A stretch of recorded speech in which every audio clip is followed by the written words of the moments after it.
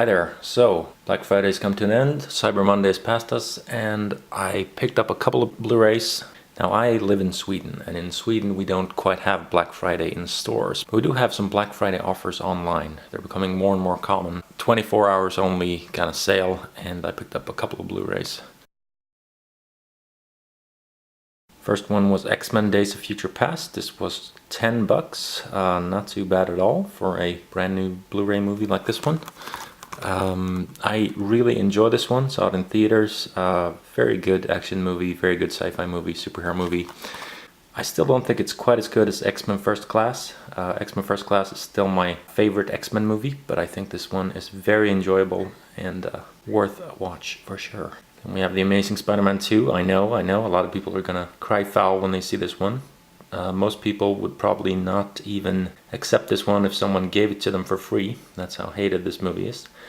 I don't think it's quite that bad. I think it's okay actually. I actually gave it kind of a favorable review when I saw it in theaters, because I still think it does a lot of things right. I love the Spider-Man character in this one. I love the way the costume looks. They nailed that in this one. I like Dane DeHaan as Harry Osborn. Looks great in 3D as well. If you're gonna watch a movie in 3D at home, I highly recommend this one.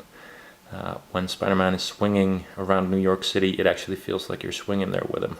It's very cluttered though. There's a lot of stuff going on in this movie. A lot of story threads that are not quite fully resolved, and I can see why people might be disappointed with that. And Electro is not perfectly well portrayed, let's put it that way, but I don't think it's horrible. I think it's okay, but could have been better for sure. We have Edge of Tomorrow, starring Tom Cruise and Emily Blunt. Very enjoyable sci-fi action movie. A very, very enjoyable sort of Groundhog Day meets Gears of War action sci-fi movie. It actually has a lot of comedy to it too, some humor, which is nice. Just a very enjoyable movie. I like this one a lot, and you know, for $6, couldn't pass this one up. Days of Future Past was $10, all the other ones were $6 each, and I think that's like, yeah, $6. I'm grabbing those, no question about it. I did check out the special features on this one already, very enjoyable. I love Doug Liman, the director. He's such a goofy guy. He's pretty much just a cartoon character running around the set. I'm really glad that we don't have the American artwork, which has Live, Die, Repeat sort of plastered all over it. It's pretty small here. And I love this artwork. They look really tough and badass on the cover here. I do wish this tagline were moved down, like right around there, but I'm nitpicking. It's all good. Yeah, for $6, can't go wrong with Edge of Tomorrow, in my opinion. Also picked up 300 Rise of an Empire. Yeah, I know. It's not as good as the first one. This is kind of a sequel, part prequel. Sort of takes place before, during, and after the events of the first movie. No, it's not as good as the first one, but you know what? This brings the action. It just brings the gory, bloody, tough, loud, violent action, and I'm all about that. So I couldn't pass this up for $6. Some pretty decent special features too. They really talk about a lot of influences and, you know, history as well. I think this movie is probably even more violent than the first one. It's even more gory than the first one. I think when I reviewed this, I said that if someone cuts their finger in this movie, you'll see 300 gallons of blood spurt out. It's that type of experience. So if you like the action of the first one, I think you'll enjoy this one for sure. Really epic, bombastic, beautiful, fun popcorn movie. And I also picked up, you're gonna sense a theme here, Need for Speed. Yeah, I'm a sucker for movies like these. I just enjoy a good experience. I saw Need for Speed in theaters actually, and I'm not ashamed to say that. I enjoyed this movie a lot, probably even more than I was expecting. Always, me and my brother were always discussing, like, imagine a Need for Speed movie. What would it have to be like? And I think this movie almost nailed it. I mean, it's not a complicated movie by any means, but it doesn't have to be. It's about, you know, cars and racing, and it captures that feeling of the open road. It's very reminiscent in some ways of an old movie called Vanishing Point from the 70s. If you've seen that movie, you'll know exactly what I'm talking about. It's the feeling of sort of a man, his car, and the open road, and looks great and sounds great.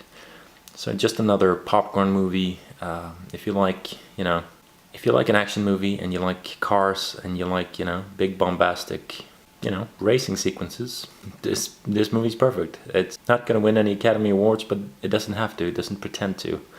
So yeah, I found this very, very enjoyable. And I mean, could the characters have been better? Absolutely, absolutely, it could have. But for a movie called Need for Speed, it delivers on the title, and I think that's just fine sometimes. And finally, I picked up Godzilla, the new one, American movie. They actually just announced that there's going to be another Japanese Godzilla movie. That's pretty awesome. I saw this one in theaters as well. I enjoy this movie, but I don't love it. I like it, but I don't think it's fantastic. I think it's good. For everything I like about this movie, there's sort of something I dislike about it as well. There's something holding it back. I feel like it's kind of like a Godzilla movie and a drama movie. You sort of mash the two together, and this is what you end up with. So it's not quite fully a Godzilla movie, and it's not quite a drama. And I think it could have been better in that regard. But I will say, technically, this is a very impressive movie. The CGI is amazing. It's very, very well photographed. It's loud. It's really like perfect for the surround sound system. It'll rattle your walls, you know. So in that regard, it's really, really well made. But I don't know. A movie called Godzilla should have more Godzilla in it. They tried to take the human perspective in this one, and I can understand that. It's admirable. It's understandable. But I think they took it a little bit too far, you know. I still wanted to see Godzilla kick some ass and perhaps meet one of the classical monsters instead of the Mutos. But yeah, still a decent movie. You know, solid enough without being amazing, in my opinion. Alright, that was my Blu-ray haul for 2014. The year is coming to an end. I'll probably only share one more video, and that's going to be my 2014 movie roundup. I'm going to go through every single movie I've seen that was released this year, and I'm going to talk about the 10 worst and my absolute 10 favorites. That might not be up until January, but I'm gonna try my best. Alright guys, I hope you've enjoyed this one, and I hope to see your top 10s or your bottom 10s. What was your absolute favorite movie of the year, and what was your absolute least favorite movie of the year? Let me know. Take care. See you.